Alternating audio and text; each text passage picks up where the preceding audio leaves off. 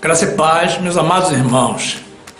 Você que tem assistido às nossas mensagens, que tem aprendido conosco, clica aqui embaixo em inscrever-se. Ativa aquele sininho para receber notificações de novas mensagens. Deixa aquele like, compartilhe nossos vídeos. Ajude a fortalecer esse canal, que já é um canal de bênçãos na vida de muitos irmãos. Muito obrigado.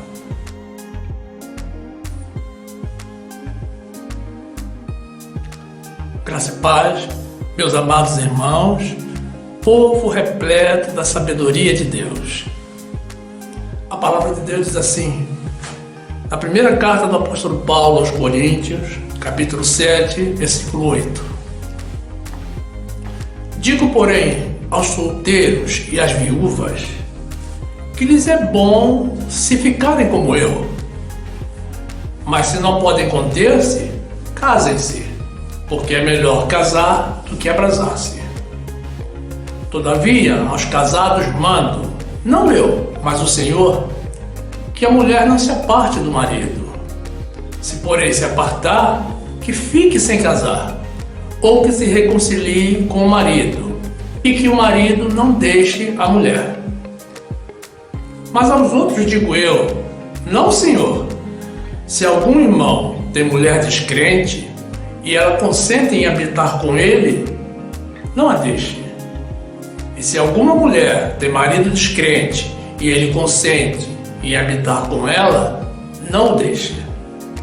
Porque o marido descrente é santificado pela mulher, e a mulher descrente é santificada pelo marido. De outra sorte, os vossos filhos seriam imundos, mas agora são santos. Mas, se o descrente se apartar, aparte-se, porque neste caso, o irmão ou irmã não está sujeito à servidão, mas Deus chamou-nos para a paz. Louvado e exaltado seja o nosso Senhor Jesus.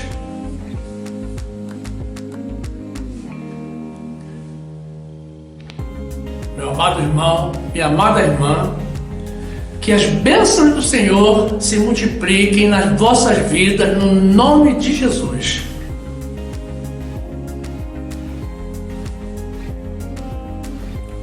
Meus amados irmãos, minha família em Cristo,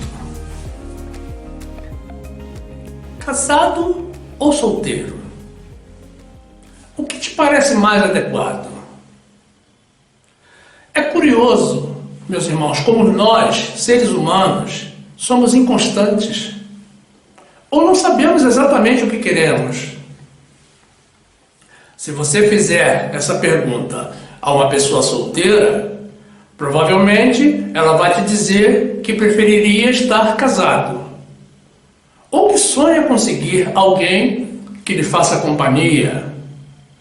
E se for uma pessoa de Deus, dirá que espera no Senhor um dia conseguir um casamento para constituir uma família.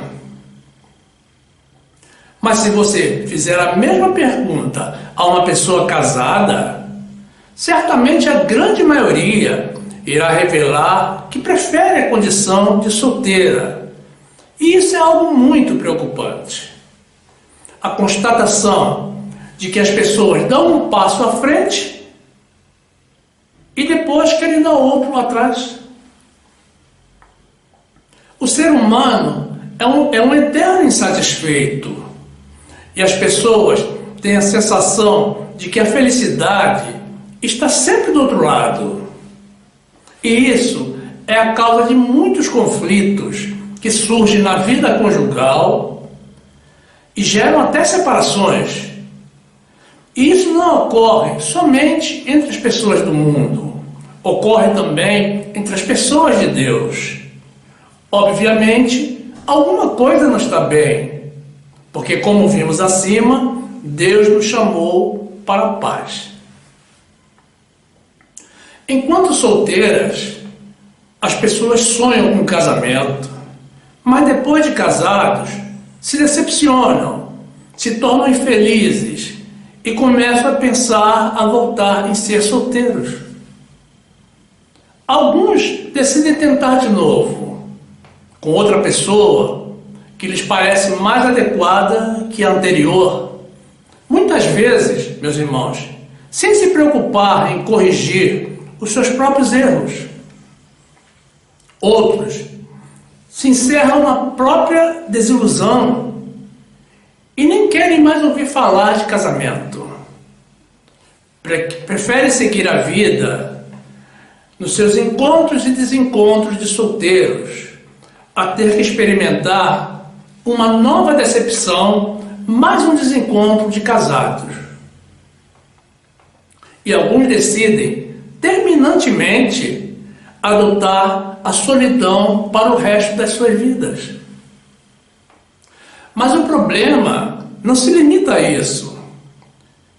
Existem também aqueles que desde a juventude já se determinaram a nunca se casar, pelo egoísmo de não querer compartilhar a sua vida pessoal com ninguém, ou até mesmo, meus amados, por haver experimentado uma vida familiar complicada, devido a uma conduta inadequada de pai ou mãe, ou de ambos. Mas tudo isso converge para uma postura de oposição à palavra de Deus, que afirmou, desde o princípio, ao contemplar a solidão da sua primeira criação humana, Adão, que não é bom que o homem esteja só, e que deixará o homem ao seu pai e à sua mãe, e se apegará à sua mulher, e que ambos serão uma só carne. Ora, se Deus não se agradou da solidão humana, nós também não podemos gostar, porque obviamente não é bom para nós. E nenhum de nós foi criado para a solidão. Fica claro que o ser humano, meus irmãos, é um complexo de emoções, mas precisamos compreender que até mesmo os animais carecem de companhia. Também não podemos nos esquecer de que Deus determinou que o homem e a mulher casados seriam apenas uma única unidade. Livro de Gênesis, capítulo 2, versículo 18, diz assim a palavra do Senhor. E disse o Senhor Deus, não é bom que o homem esteja só, far-lhe-ei uma ajudadora idônea para ele. Havendo, pois, o Senhor Deus formado da terra todo animal do campo e toda ave dos céus, os trouxe a Adão, para este ver como lhe chamaria. E tudo que Adão chamou a toda alma vivente, isso foi o seu nome. E Adão pôs os nomes a todo gado e às aves dos céus e a todo animal do campo, mas para o homem não se achava ajudadora idônea. Então o Senhor Deus fez cair um sono pesado sobre Adão e este adormeceu. E tomou uma das suas costelas e cerrou a carne em seu lugar. E da costela que o Senhor Deus tomou do homem, formou uma mulher e trouxe-a a Adão. E disse Adão, esta é agora osso dos meus ossos e carne da minha carne. Esta será chamada mulher, porquanto do homem foi tomada. Portanto, deixará o homem o seu pai e a sua mãe, e apegar-se-á à sua mulher, e ambos serão uma carne. Meus amados irmãos, no trecho que apresentamos ao início, vemos o apóstolo Paulo dando instruções acerca das condutas que devem ser adotadas nas relações afetivas entre homem e mulher.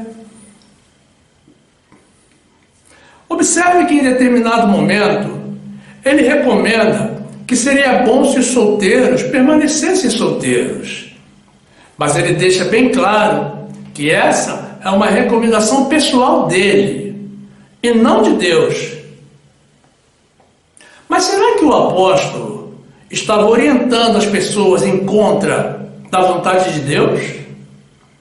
Não, meus amados irmãos.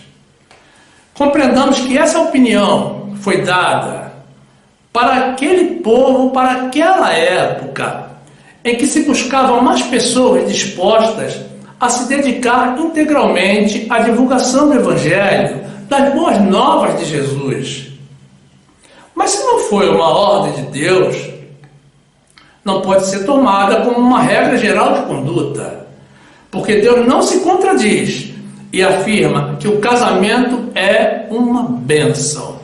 Livro de Provérbios, capítulo 18, versículo 22, diz assim a palavra do Senhor: aquele que encontra uma esposa acha o bem e alcança a benevolência do Senhor. Depois, no livro de Hebreus, capítulo 13, versículo 4, diz assim a palavra do Senhor: venerado seja entre todos o matrimônio e o leito sem mácula, porém, aos que se dão à prostituição e aos adúlteros, Deus os julgará.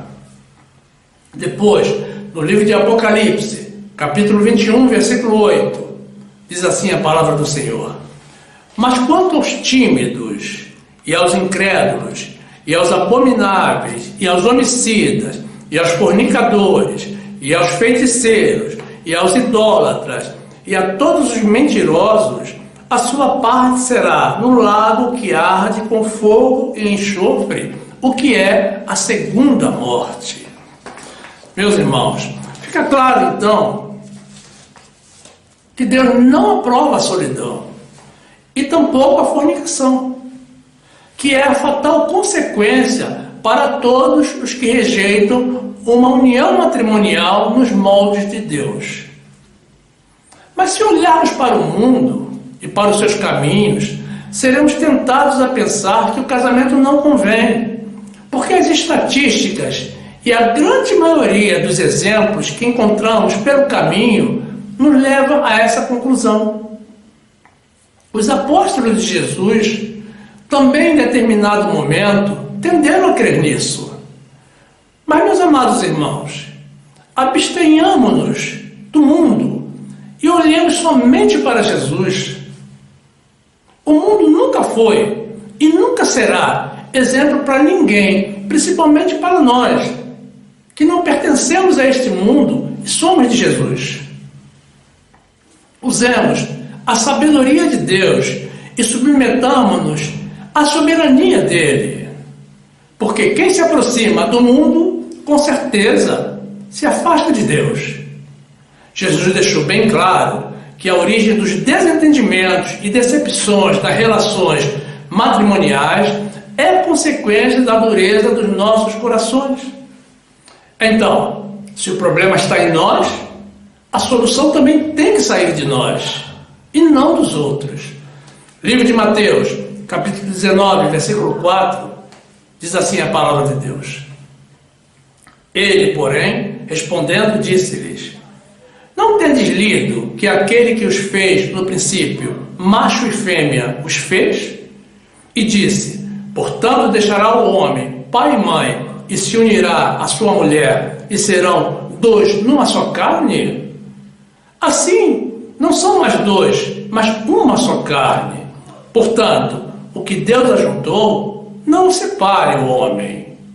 Disseram-lhe eles: então, por que mandou Moisés dar-lhe carta de divórcio e repudiá-la? Disse-lhes ele: Moisés, por causa da dureza dos vossos corações, vos permitiu repudiar vossas mulheres, mas ao princípio não foi assim. Eu vos digo, porém, que qualquer que repudiar sua mulher, não sendo por causa de fornicação, e casar com outra, comete adultério, e o que casar com a repudiada também comete adultério. Disseram-lhe seus discípulos: se assim é a condição do homem relativamente à mulher, não convém casar. Ele, porém, lhes disse: nem todos podem receber esta palavra, mas só aqueles a quem foi concedido. Meus irmãos, um coração endurecido não consegue hospedar o amor. E observe o que disse Jesus, que essa palavra não é para todos. numa clara indicação de que muitas pessoas preferem conviver com a dureza do seu próprio coração. Se perguntarmos ao Senhor o que Ele nos recomenda, se é a condição de casado ou solteiro, com certeza Ele responderá que espera que nos casemos e vivamos felizes, em paz, com todo o amor, e geremos uma grande família, com muitos filhos, já que essa mesma foi a orientação dele no passado. Então, eis aí a primeira revelação. É o amor, o ingrediente essencial para qualquer tipo de relacionamento, até mesmo para os solteiros. Sem amor, fica difícil viver e quase impossível conviver. Com amor, conseguimos transpor qualquer barreira, vencer todos os desafios e superar todos os obstáculos que certamente surgirão ao longo do caminho. O amor consegue amolecer os nossos corações. E sem amor, não conseguimos fazer nada de bom. E sem amor, nós não somos nada. Primeira carta do apóstolo Paulo aos Coríntios, capítulo 13, versículo 1, diz assim a palavra do Senhor: ainda que eu falasse a língua dos homens e dos anjos e não tivesse amor, seria como metal que soa ou como sino que tine. E ainda que tivesse o dom da profecia e conhecesse todos os mistérios e toda a ciência, e ainda que tivesse toda a fé, de maneira tal que transportasse os montes e não tivesse amor, nada seria. E ainda que distribuísse toda a minha fortuna para sustento dos pobres, e ainda que entregasse o meu corpo para ser queimado e não tivesse amor, nada disso me aproveitaria. O amor é sofredor, é benigno. O amor não é invejoso. O amor não trata com leviandade, não se ensoberbece, não se porta com indecência, não busca os seus interesses, não se irrita, não suspeita mal, não folga com a injustiça, mas folga com a verdade. Tudo sofre, tudo crê, tudo espera, tudo suporta. Glórias a Deus. Meus amados irmãos, uma pessoa que já teve a experiência de um relacionamento no passado precisa se preparar para iniciar um novo compromisso. Precisa se libertar dos traumas e preconceitos deixados pela relação anterior, recorrendo, se necessário, à ajuda de psicólogos, profissionais postos no mundo por Deus, justamente para nos auxiliar em situações como essa. E isso precisa ser feito antes mesmo de se aproximar de outra possível companhia. É preciso que a pessoa compreenda na sua mente, no seu coração, que agora é outra pessoa, não é mais aquela anterior. Então, é preciso se libertar de toda a prevenção, de todo o julgamento antecipado dessa pessoa, atribuindo a ela aquilo que ela ainda não fez. É preciso se livrar do pé atrás. Caso contrário, fatalmente irá inviabilizar a relação. Enquanto não estiver preparado, meu amado irmão, minha amada irmã, fique só. Existem épocas em que precisamos estar só e repensar os nossos valores. Ore ao Senhor. Deixa Deus agir na tua vida, limpar o teu consciente e o teu subconsciente de todo aquele mal experimentado no passado, e para que Ele, o Senhor, te dê a sabedoria necessária para iniciar uma nova vida. Livro de Malaquias, capítulo 2, versículo 14, diz assim a palavra de Deus: e dizeis, por quê? Porque o Senhor foi testemunha entre ti e a mulher da tua mocidade, com a qual tu foste desleal, sendo ela a tua companheira e a mulher da tua aliança. E não fez ele somente um, ainda que lhe sobrava o espírito? E por que somente um? Ele buscava uma descendência para Deus. Portanto, guardai-vos em vosso espírito, e ninguém seja infiel para com a mulher da sua mocidade.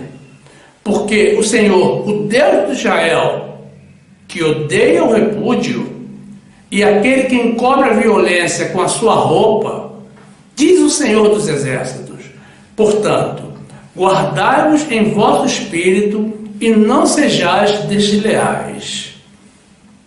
Meus amados irmãos, é preciso também arrumar a casa, reparar os erros do passado. Não diga que todo erro foi da outra pessoa, porque isso não é verdade. Ninguém é perfeito e todos nós erramos, inclusive você. Assuma a tua meia-culpa, porque o primeiro passo para corrigirmos os nossos erros é o reconhecimento da existência deles. Se adotarmos uma pretensa postura de perfeição, nunca iremos corrigir os nossos erros do passado e certamente eles serão problemas também para o nosso futuro.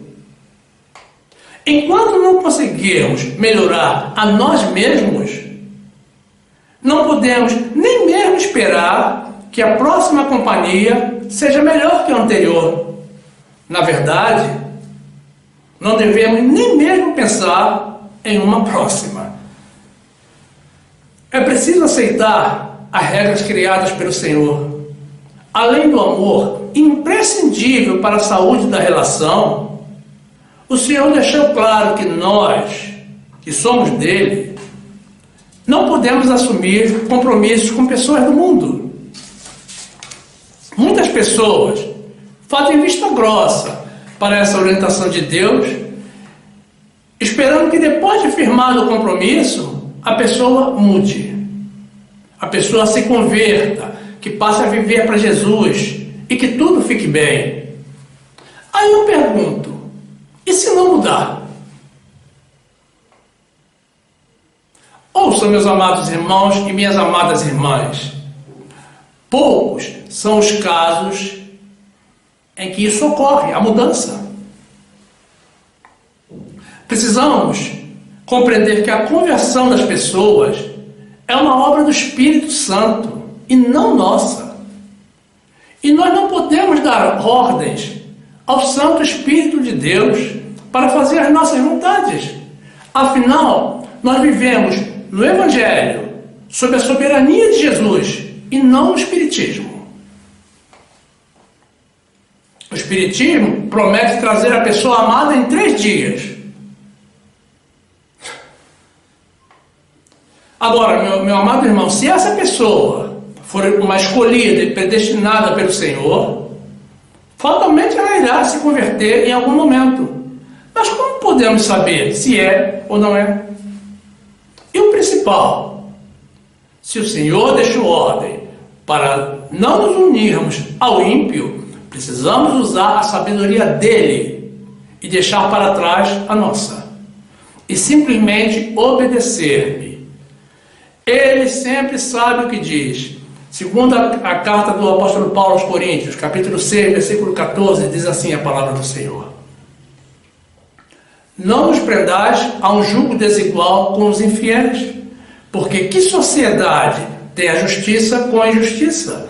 E que comunhão tem a luz com as trevas? E que concórdia há entre Cristo e Belial? Ou que parte tem o fiel com o infiel? Meus amados irmãos, outra orientação deixada pelo Senhor diz respeito à estrutura familiar. Deus estabeleceu que o homem é o cabeça da família. E isso não é machismo, como alegam alguns. É sabedoria de Deus. Bem, esclareçamos que nesse caso estamos falando de um homem de Deus e não um tirano que em sua loucura e desamor trata a família como se ele fosse um general, um ser superior e maltrata todos os demais. Porque não é isso que o nosso Deus deseja. Fica claro também, meus amados irmãos, que os movimentos feministas se opõem frontalmente a essa instrução do Senhor. Mas aí eu te pergunto, o que tem os movimentos feministas a ver com Deus? Nada. Então, ou você segue as ondas feministas ou segue ao Senhor. Não dá para seguir os dois. E considere sempre que um dia, meu amado irmão, é ao Senhor a quem teremos que prestar contas. As feministas defendem que as mulheres são tão cabeças quanto os homens. Mas todo ser vivente com duas cabeças, meus amados irmãos, é um monstro.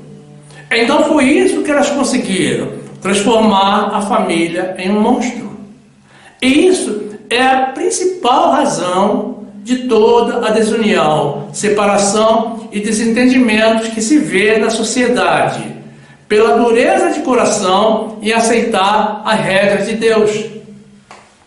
E as feministas são especialistas em estimular a dureza de coração. E o pior, meus amados, isso se reflete na criação dos filhos. E todo esse mal é transmitido de geração a geração, com sérios danos à instituição criada pelo Senhor, a família. Os versículos que veremos a seguir não são criação minha, mas foram extraídos das Escrituras Sagradas e estão tanto na minha quanto nas Bíblias de vocês. Não façamos vista grossa para a sabedoria de Deus. Não nos criamos mais sábios do que Ele. Carta do apóstolo Paulo aos Efésios, capítulo 5, versículo 22, diz assim a palavra do Senhor. Vós, mulheres, sujeitai-vos a vossos maridos como ao Senhor. Porque o marido é a cabeça da mulher, como também Cristo é a cabeça da igreja, sendo Ele próprio o Salvador do corpo. De sorte que, assim como a igreja está sujeita a Cristo, assim também as mulheres sejam em tudo sujeitas a seus maridos. Vós, maridos, amai vossas mulheres, como também Cristo amou a igreja, e a si mesmo se entregou por ela, para a santificar, purificando-a com a lavagem da água pela palavra, para a apresentar a si mesmo igreja gloriosa, sem mácula, sem ruga, nem coisa semelhante, mas santa e irrepreensível. Assim devem os maridos amar as suas próprias mulheres como a seus próprios corpos. Quem ama a sua mulher, ama-se a si mesmo. Depois, no livro de Provérbios, capítulo 12, versículo 4, a palavra de Deus diz: a mulher virtuosa é a coroa do seu marido, mas a que o envergonha é como podridão nos seus ossos. Depois, no livro de Efésios, capítulo 5, versículo 33, diz assim a palavra do Senhor: assim também vós, cada um em particular, ame a sua própria mulher como a si mesmo, e a mulher reverencie o marido. Depois a continuação, ainda no livro de Efésios, capítulo 6, versículo 1, diz: vós, filhos, sede obedientes a vossos pais no Senhor, porque isso é justo. Honra teu pai e a tua mãe, que é o primeiro mandamento com promessa, para que te vá bem e vivas muito tempo sobre a terra. E vós, pais, não provoqueis a ira a vossos filhos, mas criai-os na doutrina e admoestação do Senhor. Glórias a Deus. Meus irmãos, então fica claro que Deus não recomenda a solidão para nenhum de nós, tampouco aceita a desunião de um casal ou a vida de servidão em uma família, ou a manutenção da vida de encontros e desencontros de solteiros.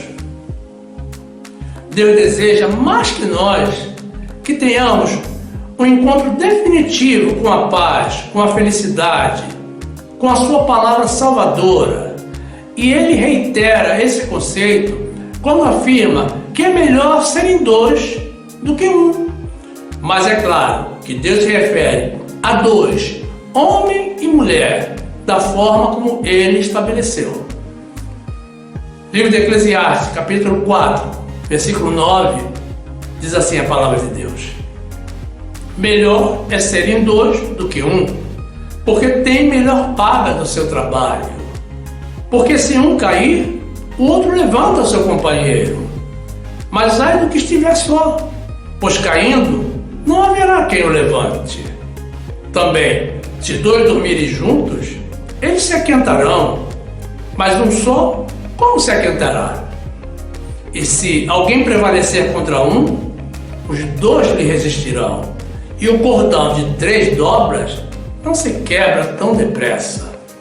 Depois, na carta do apóstolo Paulo, a Colossenses, capítulo 3, versículo 14, diz assim a palavra de Deus: e sobre tudo isto, revestivos de amor, que é o vínculo da perfeição, e a paz de Deus, para a qual também fostes chamados em um corpo, domine em vossos corações e sede agradecidos.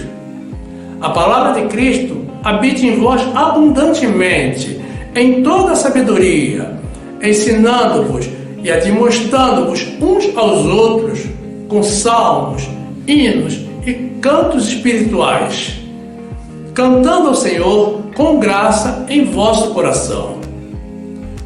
E quanto fizerdes por palavras ou por obras, fazei tudo em nome do Senhor Jesus, dando por ele graças a Deus Pai. Glórias a Deus. Meus amados irmãos, muitas pessoas também permanecem sozinhas porque são demasiadamente exigentes com todos os que delas se aproximam.